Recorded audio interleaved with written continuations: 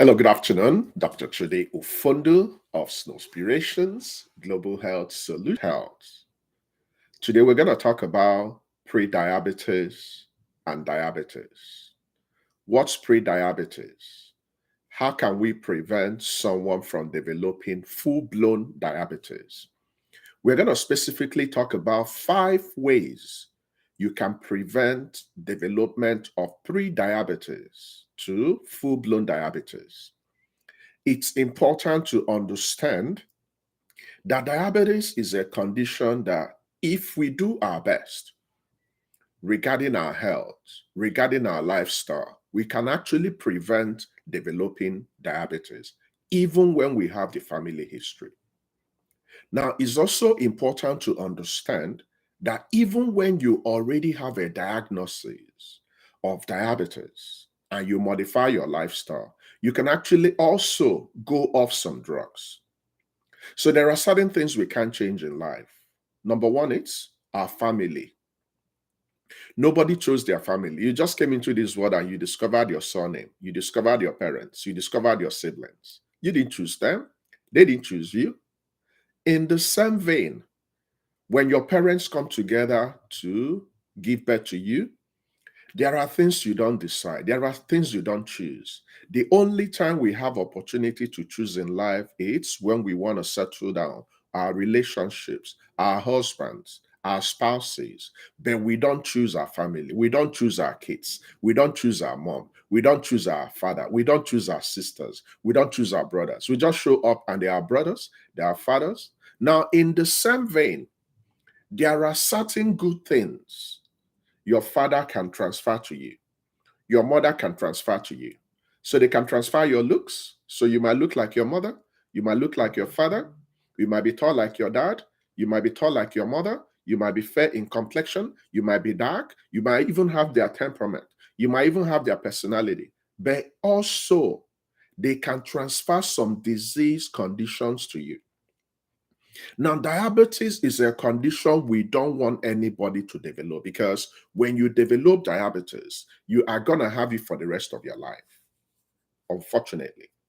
Now, anybody telling you, oh, we can completely cure diabetes, we can completely cure hypertension, we can completely cure that, the truth remains when you develop any of the chronic health conditions, you can manage them until you die. Now, some people can actually flip the odds of their diabetes by going off medications completely, but you still have it. So I want you to understand my logic. Now, the mere fact you are aware of this and you modify your lifestyle, you might be able to save yourself. You might be able to change your generation next by inculcating good habits. So this afternoon, we're talking about pre-diabetes. Pre-diabetes is a precursor to diabetes.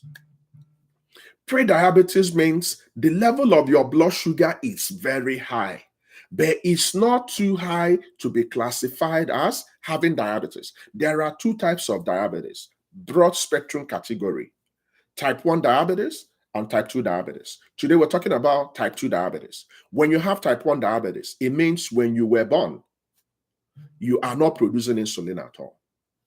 So that's a different bottle of fish. It's called insulin dependent diabetes. Now, the second type is when you might have insulin and it's not working, or when the pancreas, the isolate of Langerhans, which is the place that insulin is produced, when there's a lot of problems there, you might likely develop type 2 diabetes. So today we're talking about type 2 diabetes. Now, how can we do this? What do you need to be on the lookout for? What can you do as an individual? And the problem with diabetes is the fact that it will affect every singular aspect of your life, from your head to toe, your eyes, your mouth, your stomach, your reproductive system, your sexual life, your mental health. Any aspect of your life can be damaged by diabetes, especially if it's not diagnosed on time. But guess what? Our lifestyle can make us feel better. So even if your mom or your dad is currently battling with diabetes, you can learn a lesson from what I'm going to teach you today. Okay, so that's the introduction to today's event. And I want you to quickly settle in. Let's see who is in attendance. So Onyi from you for coming. Then we have Nancy Lucale. Then we have Tosin from New Jersey. Thank you guys for coming. And every other person in the clinic, thank you for coming. Now, after this clinic, we will also quickly go to our Facebook to broadcast on our page. So for some reasons, our population in YouTube, it's still growing, but our major population is in Facebook. And this is an important topic for the community. So there is no way we'll miss this opportunity. So after this, please also join us in our Facebook so we can continue the conversation. But let's talk about this topic. So like I mentioned, when you have prediabetes, it means you have higher than normal blood sugar level. When you have a high blood sugar level, it's called hyperglycemia. We don't want you to have higher blood sugar level. We don't want you to have lower blood sugar level. We want it to be in the middle. When you have higher, it's called hyperglycemia. And once you have a lot of blood sugar level, it means that the insulin is no longer doing its job. What's the role of insulin? It goes to your blood, it moves the sugar to the tissues where they will play their role. The basic role of the blood, the basic role of the glucose, of the sugar in your blood is to give you the energy you will use to function. Without the sugar, we can't function. Without the blood, we can't function. So the end product is to give us oxygen so that all parts of our body will be fully supplied to perform optimally. Now, we also don't want you to be low blood sugar. Low blood sugar is called hypoglycemia. That's also a medical condition. Now, so remember the difference between pre and diabetes. So pre means if you are not careful, you can graduate to diabetes, which we don't want you to develop. Now, if you modify your lifestyle as an adult, as a kid, lately kids are also developing diabetes, especially type 2 diabetes. So what's the diagnostic criteria? In America here, American Diabetes Association actually recommended that once you get to age 45, we have to start screening you for diabetes. Now, if you already have some risk factors prior to age 45, we'll also start looking out for diabetes earlier than time. So if a lady in course of her pregnancy developed a special type of diabetes we call gestational diabetes. So in gestational diabetes, for some reason, the connection is unstable. I hope you guys can still hear me. When you develop gestational diabetes, it means when you were pregnant, we discovered that you have the diabetic condition. And once pregnancy ends, for some women, majority of them, their blood will come back to normal. So there are principally three types of diabetes. Type 1 diabetes, completely insulin is not functioning properly. Type 2, the insulin is there, but it's not playing its role. Then gestational diabetes, the type you will develop during pregnancy. Can you all still hear me? For some reasons, my connection is staying unstable. Let me pause for a minute and make sure we are all in the same vein. Can you all hear me still? Okay, so for some reasons, it's telling me my connection it's unstable. Okay, very good. Now, there are various tests we can use to diagnose if you have pre-diabetes or diabetes. Now, my people, listen to me carefully. I know it's not our normal bread and butter, fertility, multiple pregnancy, gender selection, but this topic is very important because a healthy woman is supposed to have a healthy baby. So there are criteria for diagnosing diabetes and pre-diabetes. I'm going to mention the various tests. Number one is a test we call hemoglobin A1C, glycated hemoglobin A1C. Lately, this is the normal test and the popular test we can use to check the average of your blood sugar for past 2 to 3 months. Now, when you check your A1C and your A1C is below 5.7, it's considered normal. The problem begins as regards pre-diabetes when I check your A1C and you're hovering around 5.7 to 6.4. This is the range we begin to think you might likely have pre-diabetes. So if you have not checked your blood sugar ever, please, when you go for your next well woman check, or your general check as a man, have them check your blood sugar at least A1C one time. Now, I know the criteria is normally for people that might have risk factors, but I want us to be proactive in managing our health. So when you check your A1C and you're having a neighborhood of 5.7 to 6.4, you are classified as having prediabetes. Our aim is to prevent you from graduating to diabetes. So if we check your A1C and your A1C is 6.5% or higher, then you have pre-diabetes. This is where the problem starts. Now, remember, there are some conditions that might make your A1C to be inaccurate, especially if you're pregnant or if you have uncommon hemoglobin. Number 2 test, you can go for fasting blood sugar test.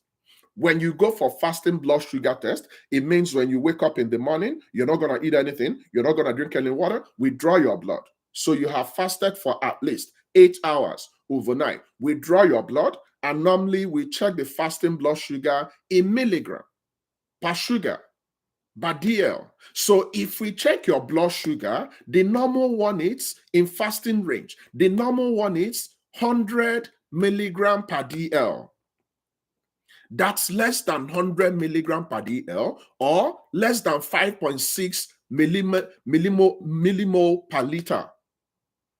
I'm not going to bother you about the academics, but I want you to focus on the numbers. So if you check your fasting blood sugar right now and you're getting below 100, you're okay. But if it begins to tend upwards, or if you're getting below 5.6, it's normal. Now, when you have from 100 to 125 milligram per DL, you have prediabetes. This is where the problem lies. So from 5.6 to 6.9 millimole per liter, it's considered pre-diabetes. Our aim is to prevent this pre-diabetes. That's why I'm showing up today. Now, when we check your level and it's above 126 milligram per DL or above 7.0 millimole per liter or higher, then you have diabetes. This is a problem we need to correct. Now, the other test is what we call oral glucose tolerance test. Now, this is mainly used for women that are pregnant. So when you're pregnant, we have to take you through this test. It will also involve you to fast overnight. Then we ask you to drink some sugary, fluid. Then we check your blood and we periodically check your blood for the next 2 hours. Now, if we check your oral glucose tolerance test and you have a number below 140 milligram per DL or 7.8 millimole per liter, it's normal. But when we check your oral glucose tolerance test and we have a number of 140 to 199 in milligram per DL or 7.8 to 11.0 millimole per liter, it's considered prediabetes. Now, when your number is above 200 in oral glucose tolerance test, then you have diagnosed diabetes. Now, if you have prediabetes, your healthcare provider will provide a typical test to be checking your blood sugar regularly at least once in a year. Now, also, some children might be prone to having diabetes, especially if they have a family history of type 2 diabetes. So what's family history of type 2 diabetes? Your mom, your dad, your sibling, or your auntie, or your uncle, they have diabetes in your family. So some kids, we have to start checking them ahead on time. Lately, we've discovered that type 2 diabetes is commonly seen in kids and adolescents. And some kids will develop childhood obesity. So a kid that is actually obese might likely develop diabetes. So we recommend pre-diabetes testing for children who are overweight. You know that your kids are overweight. Nobody will tell you otherwise. So if your kids are overweight or in the obesity range, how do you calculate that? You use their BMI. You find their height, you find your body weight, you plot the number. If they are outside the range of normal, then they have a family history. We need to track them for prediabetes. Now, some race or ethnic group might be associated with increased risk of developing diabetes, like the black race. Now, if that baby was low birth weight when you give birth to that baby might also be prone to having diabetes. We need to keep an eye on the baby. If the mother of that baby had gestational diabetes, that means when your wife was pregnant for that baby, he had gestational diabetes. Then when the baby is born, we need to follow up to make sure that the sugar level is considered normal. Or if it's pre-diabetic or if it's diabetic, then we begin to follow them up.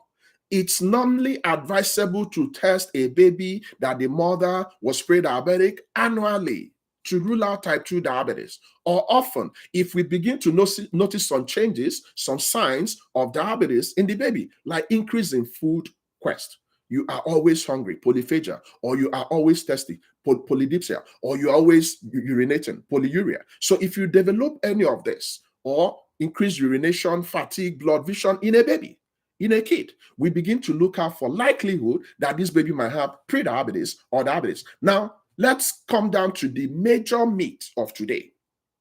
What are those 5 methods, proven methods we can use to break the cycle, break the chain of prediabetes so that you will not develop diabetes? What are the 5 practicable, proven tips that will work so that you will end the possibility of graduating from prediabetes to diabetes in your family? Number 1, we have to change our healthy lifestyle. We have to adopt healthy lifestyle. When you adopt healthy lifestyle, it can bring your blood sugar back to normal, or at least keep it from rising towards the level that will predispose you to diabetes. What's the number 1 thing to do if you want to modify your lifestyle to healthy lifestyle? Food.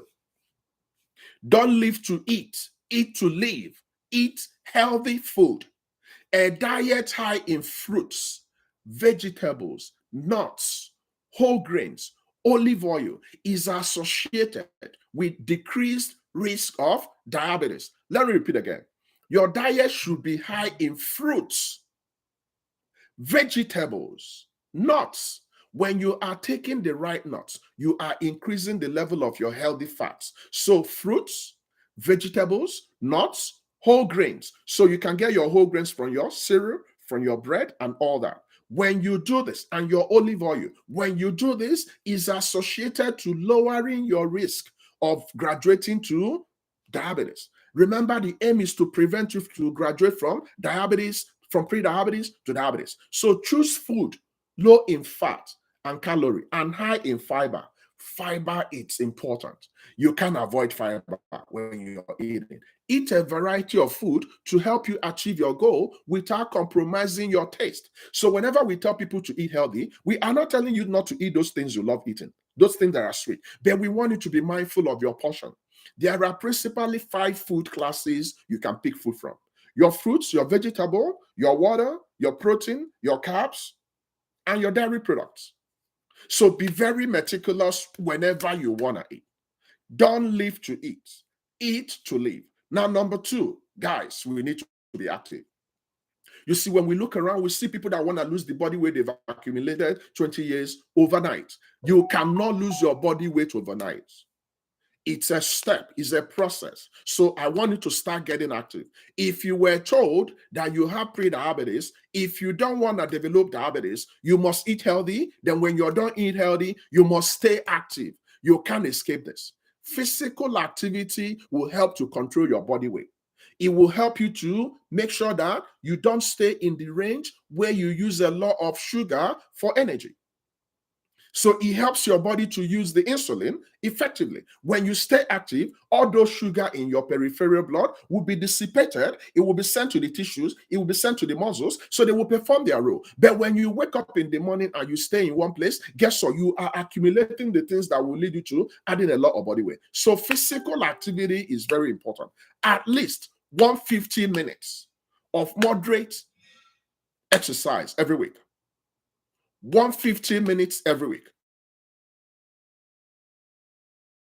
Or exercise weekly. If you divide this, 30 minutes of exercise every day. 150 moderate per week, or 75 minutes for vigorous activity. 30 minutes exercise every single day. Your exercise can be swimming, it can be walking, it can be running, it can be dancing. My people, dancing is a form of exercise. So you need to stay active. There are some people that have woken up since it's now evening in your time, but you're still sitting in the bed.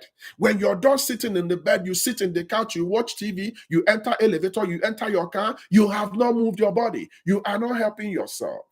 Please move. Now, lose excessive body weight. If you are overweight, lose just 5 to 7% of your body weight, about 14 pounds or about 6.4 kilograms. And if you do this, Trust me, you will bounce back. Majority of the problems we have in life regarding health comes from our body weight. You know when you've added a lot of body weight. So when you're eating healthy, when you're exercising, by default, your body weight will be within the normal range. So if you do this, you can significantly reduce your risk of developing type 2 diabetes. So when you keep your weight in a healthy range, focus on permanent changes. Don't think temporal. Some people want to do something overnight. Some people want to go and they tell them, oh, do this, do that. Then you can lose the weight. There is no problem in some people losing weight, but is this sustainable? What you're doing, is it permanent? How can you modify what you eat? How can you modify the stress in your life? How can you modify things you do every day? Even when you're doing your domestic chores, you can infuse physical exercise in your domestic chores. Even when you're making love with your partner, you can infuse exercise in your love making, and you're getting exercise. You're staying active. Now, number 4, definitely you don't have any business with smoking. Smoking is one of the biggest factors that can easily graduate you from pre-diabetes to diabetes. Now, some people will say, but doc, I don't smoke and do that. Guess what? If you stay around people that smoke, you're smoking. So avoid all forms of smoking. When you are not smoking, but you're hanging around people that smoke, you have secondary smoking habit. But when you light the cigarette and smoke yourself, you have primary smoking habit. So avoid all forms of smoking. Now, finally, hold on. Zara. Yeah, Daddy. What's up? Nothing much. I was just calling to check on you. Yeah, I'm live. I'm live. I'll get back to you, okay? That's my daughter. So she's actually in the home and she's calling me. Can you imagine? So we need to work on this. Now, finally, when you've done all this, when you've modified your lifestyle, you're eating healthy, you're staying active, you're not smoking, some people will still need to take drugs. So there are some people that when we notice that this pre-diabetes, your number is still hovering around there, then we will likely prescribe some oral hypoglycemics. So some people will definitely need drugs to prevent graduating from pre-diabetes to diabetes. Okay, so that's my presentation. I'm going to quickly open the floor to take care of your questions.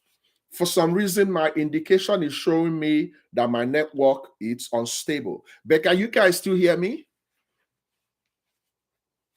If you heard me correctly, or if you're still hearing me, please indicate with a thumbs up and start asking your questions. Please start asking your questions. Let's quickly round up. We have about 7 minutes to end the clinic. The question is now open. The clinic is open. Start asking your questions. If you are so worried about diabetes, it's not something you pray away. Prayer is not going to take you from pre-diabetes to diabetes. What will take you from pre-diabetes to diabetes? Inactivity. If you are not truthful to yourself, if the 5 tips I gave you, if you're not practicing it, you can go and live in the church, you will still develop diabetes. So you need to take matters into your hands. You might be a good Christian, but you might be a good Christian with diabetes, with hypertension and cholesterol problem. Your body is given to you to protect your body. So praying alone is not going to do anything. Some people will say, I'll bind and cast and do this and do that, but you're eating the wrong things. You're not moving your body. There is absolutely no connection. You cannot pray yourself into losing body weight. It's not possible. Okay? Can someone diagnosed with pre-diabetes be cured totally? This is the point I'm trying to clarify, Chinyere. You see, there's a difference between management and cure. When you have chronic health condition, you can't totally cure chronic health condition. You can't totally cure hypertension. You can't totally cure diabetes. It's something you manage. You can go off drugs, 100%. You can go off a couple of other things, 100%, but you still have it there in the background. So long as you maintain that healthy lifestyle, so long as you're doing the right things, you might be okay. But the moment you lose focus, you will bounce back. So the concept of cure, because our problem is we want cure. We want to cure infertility. We want to cure for hypertension. We want to cure diabetes, but we still want to do what we've been doing. Life is garbage in, garbage out. If you keep doing what you're doing, you will keep getting what you're getting. So let's remove the concept of cure. There are certain things we can. There are certain infections we can cure completely. Malaria, we can cure malaria completely. Bacterial infection, completely. inflammation in some places completely. But there are some conditions that when you develop, you will have it for the rest of your life, like HIV. We can manage your HIV. You might not graduate to AIDS, but you have HIV. It's not cured yet. The drug that will cure it. The same thing is with sickle cell disease. We can manage it, but we can't cure it. In the same vein, if you develop chronic health condition, there is no cure. Maybe we'll get there in the future. But right now, management is the watchword. Okay? Is there any home remedies to manage gestational diabetes? Onyi, everything I mentioned in regards to the 5 points, you should also apply. There is no more difference between gestational diabetes and prediabetes.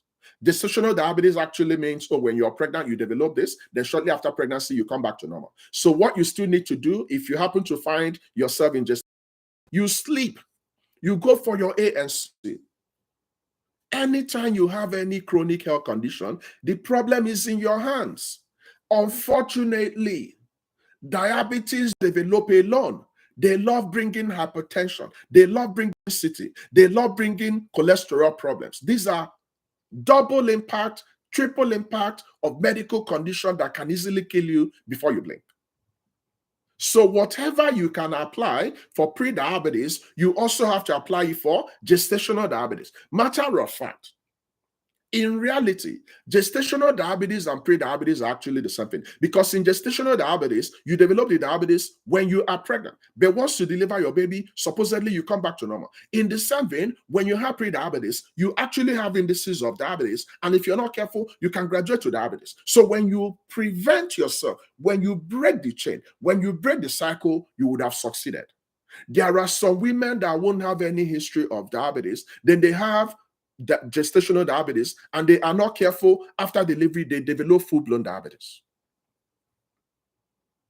Does pre-diabetes affect monthly cycle? Guess what? Not directly, but indirectly. Do you know why? Let me explain. When you have predisposition to pre-diabetes and your general health indices are not in the right place, what's one of the full complication or likely things that will happen when you have pre-diabetes or my predisposition to pre-diabetes? Unhealthy body weight.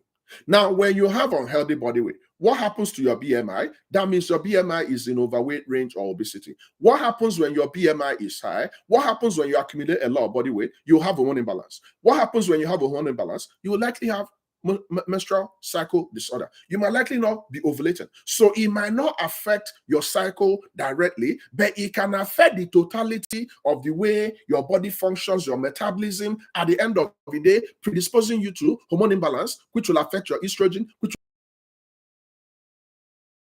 the end of the day, you can develop. The answer is yes. It might not happen directly, but it can happen indirectly.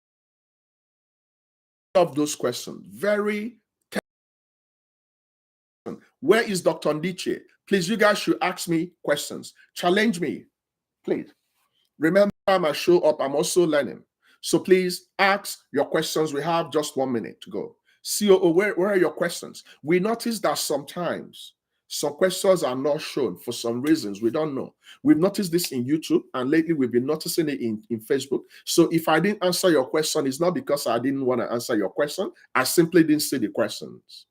Okay, can consuming natural sugar lead to developing diabetes? This is also another important question. That's actually not what leads to diabetes, the raw sugar, but it can predispose you to developing that.